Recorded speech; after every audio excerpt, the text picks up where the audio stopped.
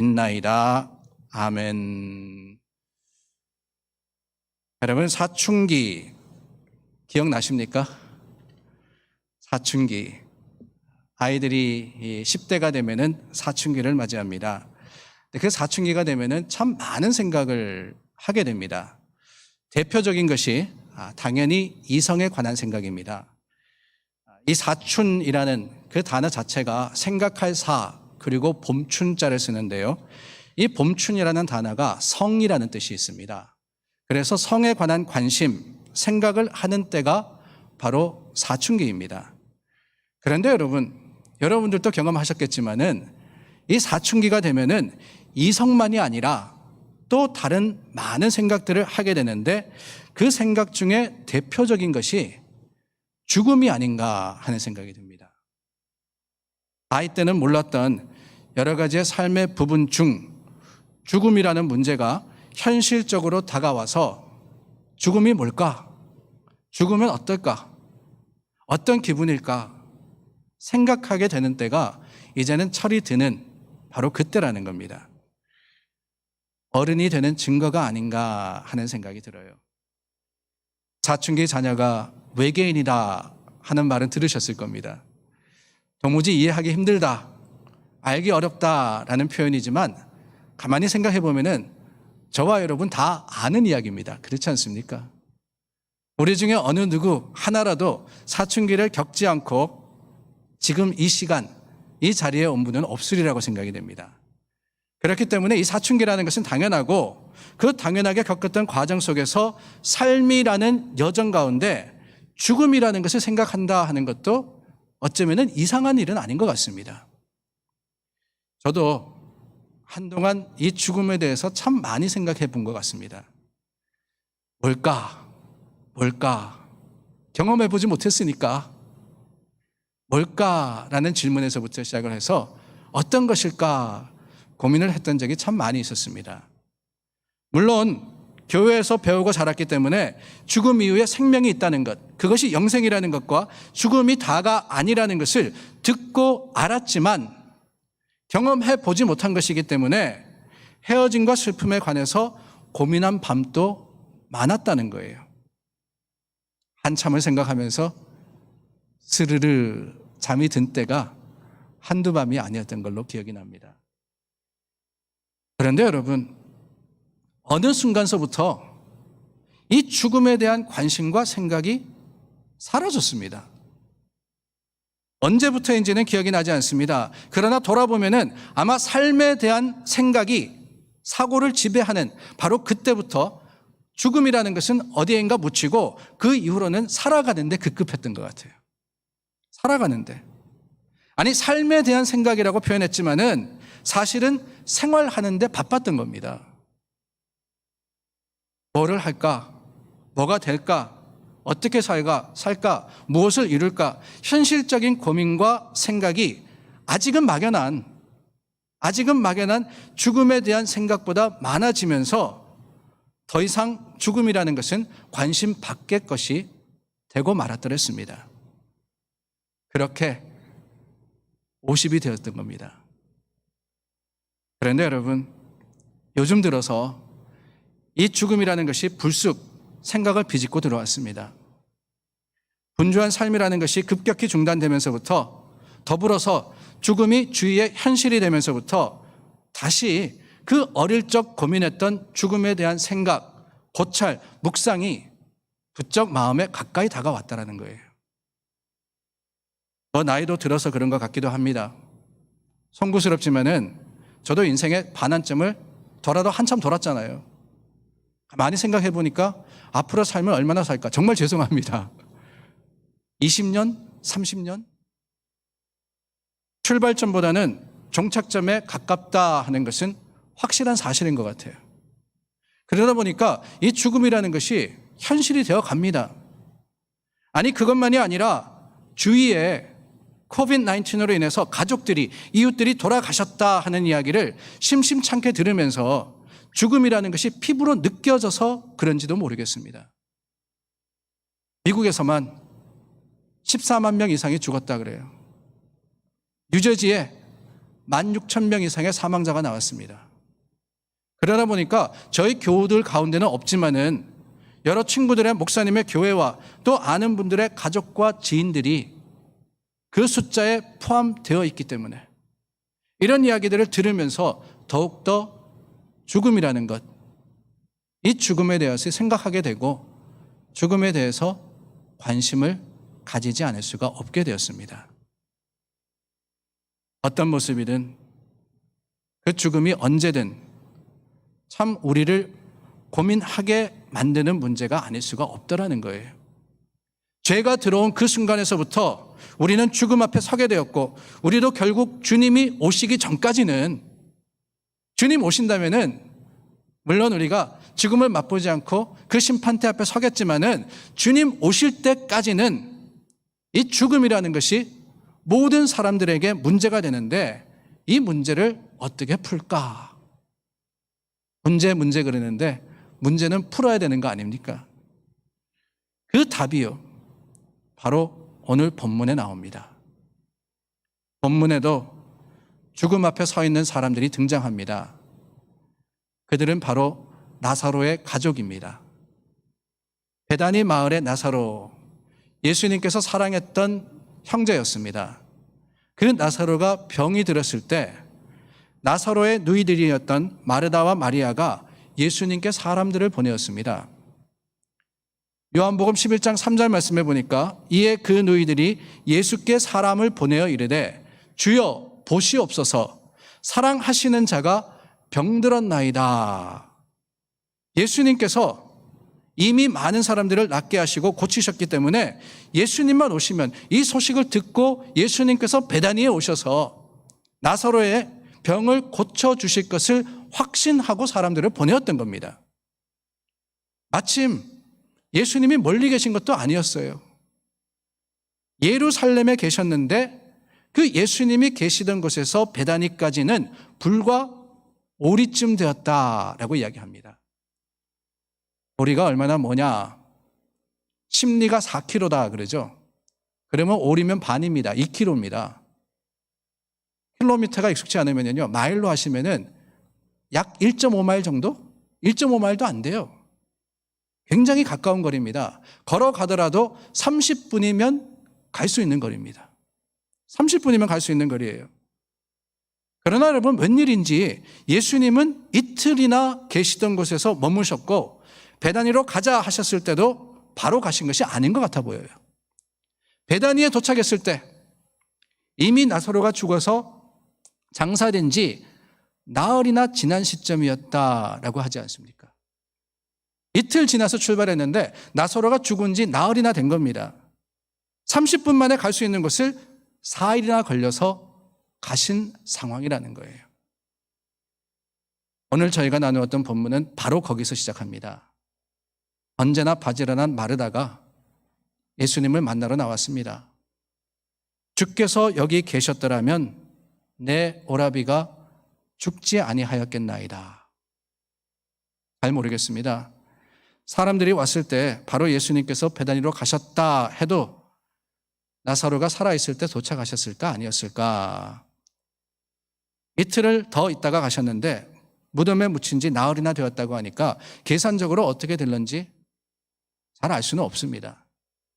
그러나 분명한 것은요, 현실이 된 죽음 앞에서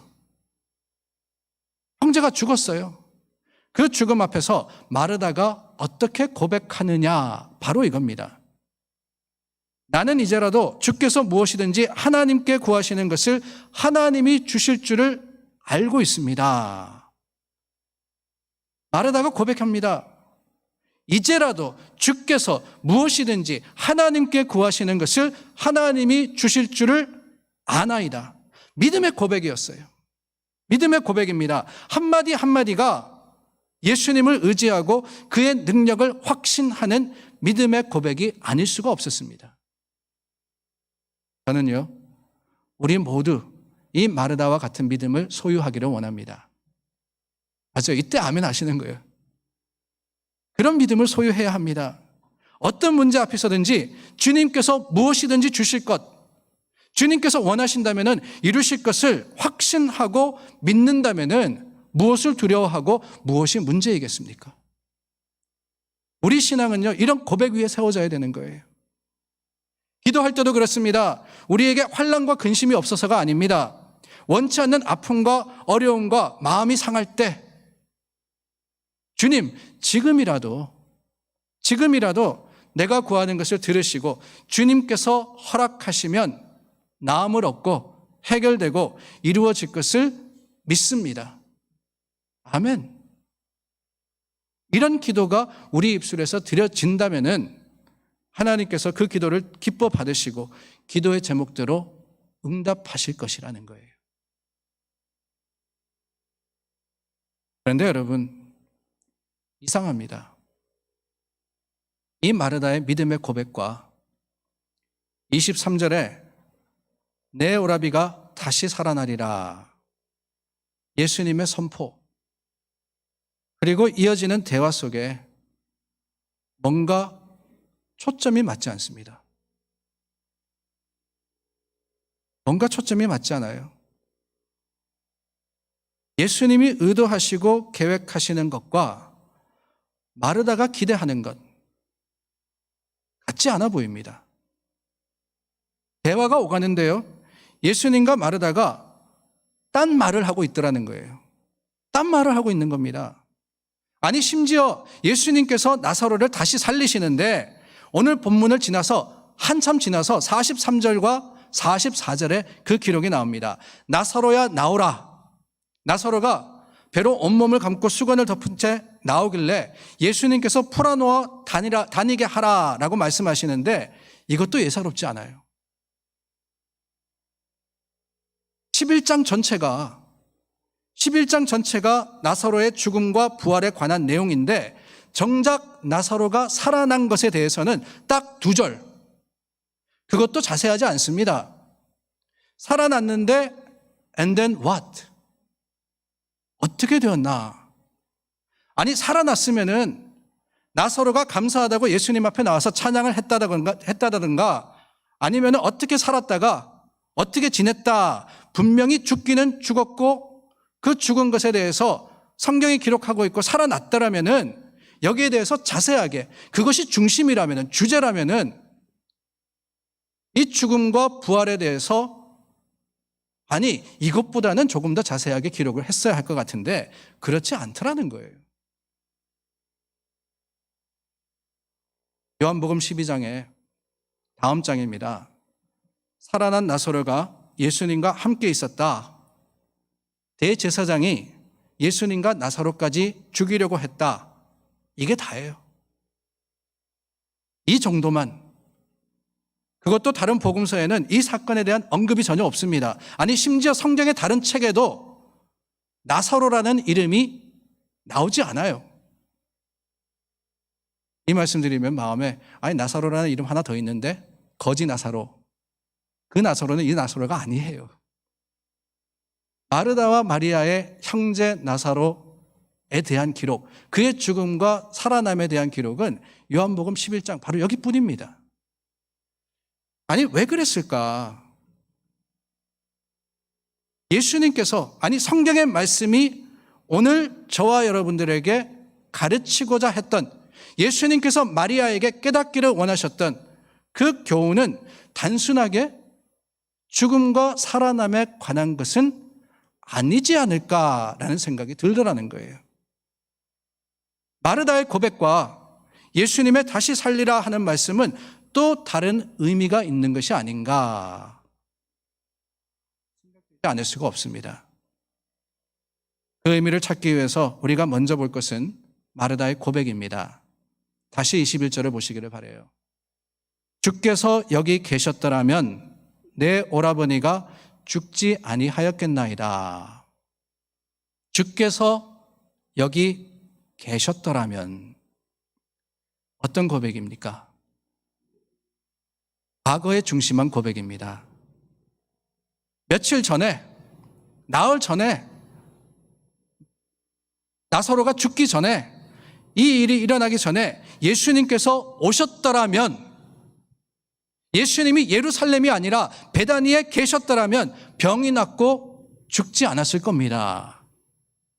물론 22절에 무엇이든 주실 줄 아나이다 라고 했지만은 이 마르다의 마음에는 어떤 생각이 있었느냐? 이미 끝났다 라는 포기의 마음이 있었더라는 거예요. 무엇이든 이라고 했지만은 그 무엇에는 절대 죽음이 생명이 될 수 없다라는 생각이 있었더라는 겁니다. 무엇이든 뭔가 좋은 것, 죽음의 슬픔을 대신할 수 있는 그 어떤 것을 주실 것이다 했지만은 그게 나사로의 다시 살아남은 절대 아니었던 겁니다. 이 마르다의 고백이 믿음의 고백이라고 말씀을 드렸어요. 맞습니다. 하나님께서 우리에게 좋은 것으로 주실 것을 우리는 믿습니다.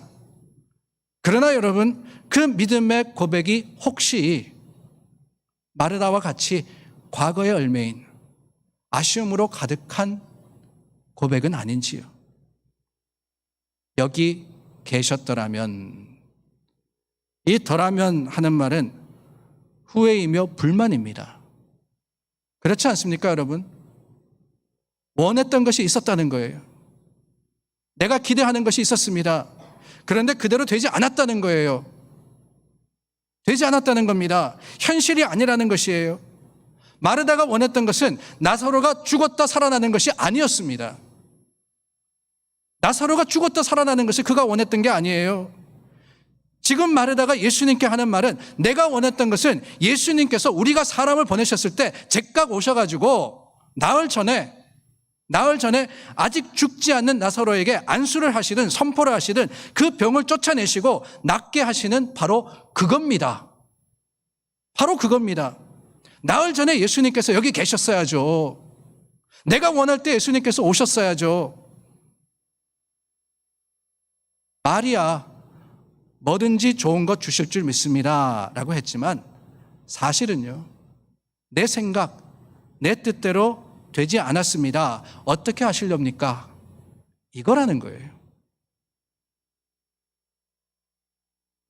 여러분, 우리가 믿음이라고 여기는 것도 이런 모습일 때가 참 많은 것 같습니다.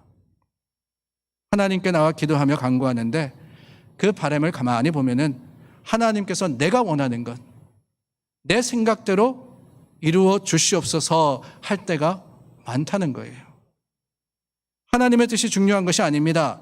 내 뜻대로 되는 것, 그게 축복이고 그게 감사이지, 내가 원하지 않는 것, 내 생각과 다른 것, 그게 아무리 우리에게 주어졌다 할지라도 아멘 할 수 없다는 것, 이것이 우리의 생각이자 모습이지 않습니까? 여러분, 이 마음이 과연 믿음입니까? 아니에요. 그건 믿음이 아니라 바램입니다. 믿음이 아니라 바램이에요. 내가 바라는 것대로 되길 원하는 것, 그건 요구이고 들이미는 것이지 하나님을 인정하고 순종하는 모습이 될 수 없습니다. 믿음은 순종이고, 믿음은 내 뜻이 아니라 하나님의 뜻이 이루어지기를 구하는 것입니다. 뜻이 하늘에서 이룬 것 같이 땅에서도 이루어지이다. 하늘에서 이루어진 뜻이 내 뜻입니까? 하나님 뜻입니까? 하나님 뜻인 거예요. 뜻이 땅에서도 이루어지기를 원합니다. 내 생각, 내 요구대로가 아니라 하나님의 뜻대로 이루어 주시옵소서. 그게 믿음이에요. 그랬기 때문에 마르다에게 예수님께서 뭐라고 하십니까?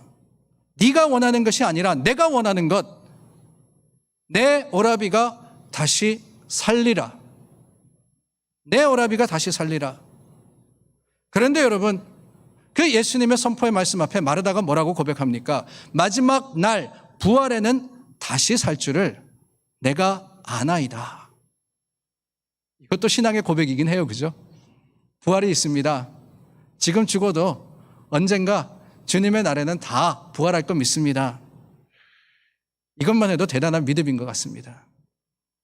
그러나 여러분, 이 고백을 가만히 보면은요, 여전히 지금이 아니에요.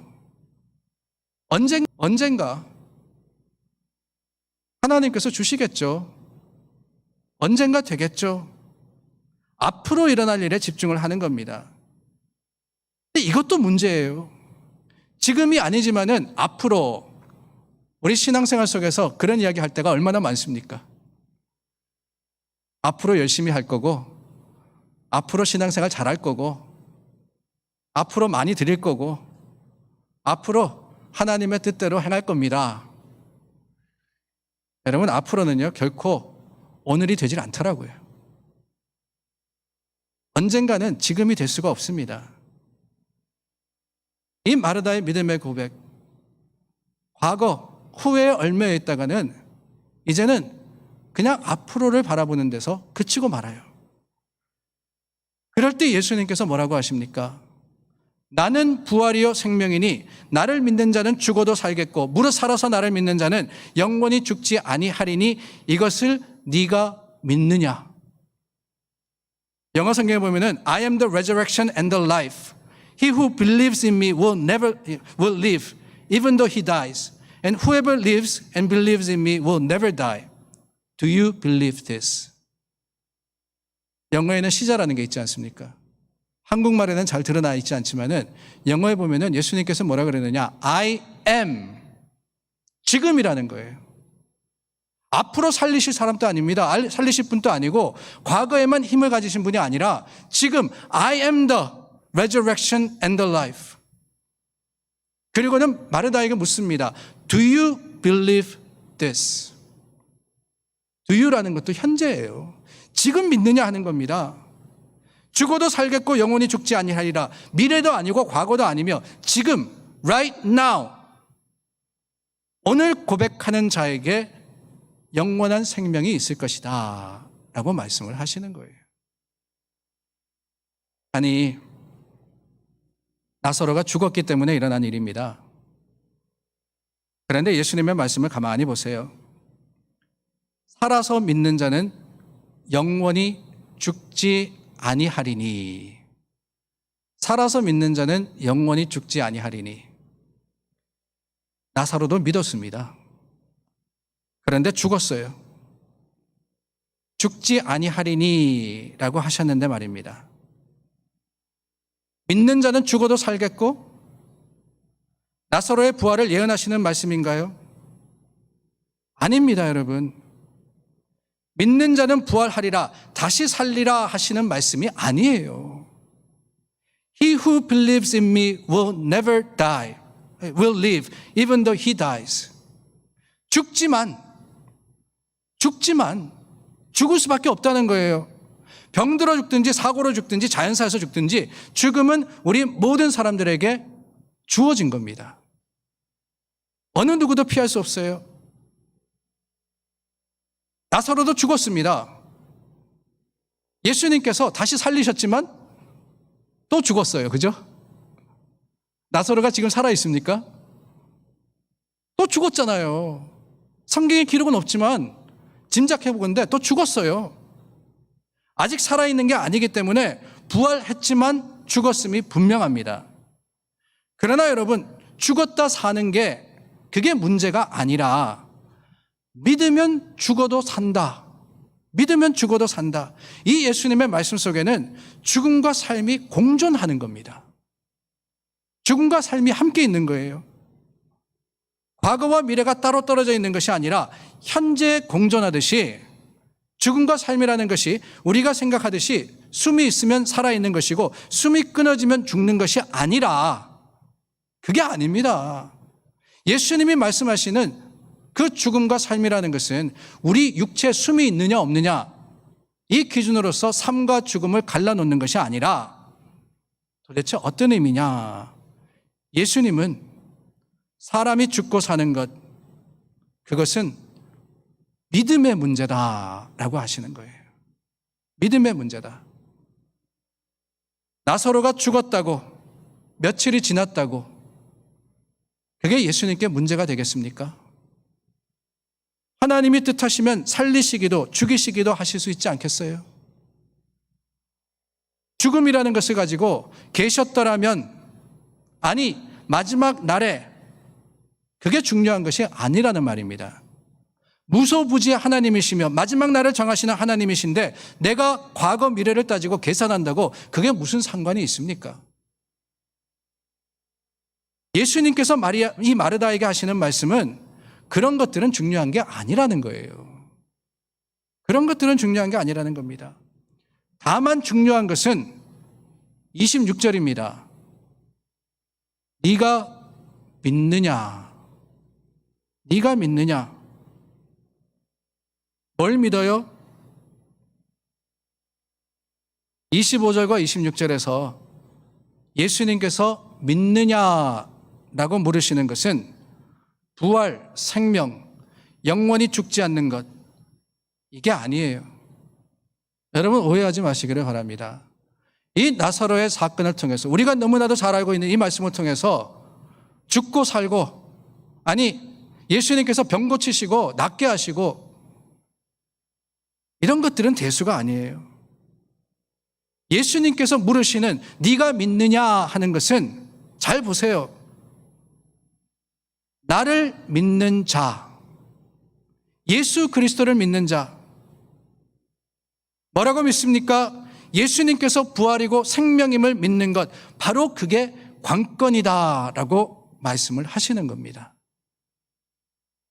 그 말씀을 들은 마르다가 드디어 고백하는 거예요.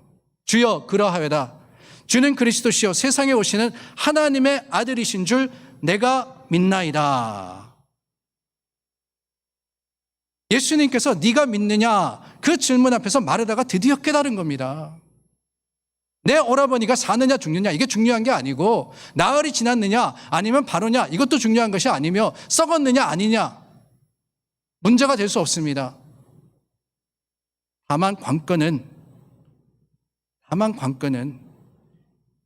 예수님을 내가 믿습니다. 예수님을 내가 믿습니다. 그 예수님이 가장 선하고 좋은 것으로 우리에게 주실 것을 믿느냐, 이게 바로 생명이라는 것, 이게 바로 생명이라는 것을 오늘 말씀을 통해서 우리는 깨닫는 겁니다. 그러고 보면 죽음이라는 것도 우리가 숨을 다하고 육신의 생기가 사라지는 게 아닙니다. 죽음은 예수님을 믿지 않는 게 죽음입니다. 예수님 믿지 않으면은요, 지금 아무리 팔팔해도 건강해도 지금 아무리 많은 것을 가지고 누린다 할지라도 이미 죽은 몸입니다. 죽은 생명이에요. 생명이라는 것은 숨쉬고 움직이고 먹고 마시는 게 아닙니다. 생명은 예수님을 믿는 겁니다. 생명은 예수님을 믿는 거예요. 예수님을 믿으면 우리는 살아있는 것이며 영원히 살 것이지만, 예수님을 믿지 않으면 살아도 죽은 것이며 영원히 멸망하는 거예요. 우리 가까이 다가온 죽음, 그 죽음을 피부로 느끼면서 우리가 기억해야 할 것은, 어떻게 하면은 코로나 바이러스에 감염되지 않을까? 어떻게 하면은 건강해질 수 있을까? 어떻게 하면 더 오래 살까? 그게 아니라, 나는 과연 지금 주님이 나를 부르신다 할지라도 믿음으로 아멘하며 주님 앞에 부끄럽지 않는 영생의 확신자로서 설 것이냐, 바로 그것이라는 것을 기억해야 하는 거예요. 그 믿음이 내 안에 있다면은, 우리는 두려워할 것도 무서워할 것도 없습니다. 병든다고요? Doesn't matter. 실패한다고요? Doesn't matter. 아니, 죽는다고요? Doesn't matter. 믿음이 생명인데 뭘 염려하며, 믿음이 생명인데 뭘 걱정하십니까? 다만 내 안에 믿음이 있는지 없는지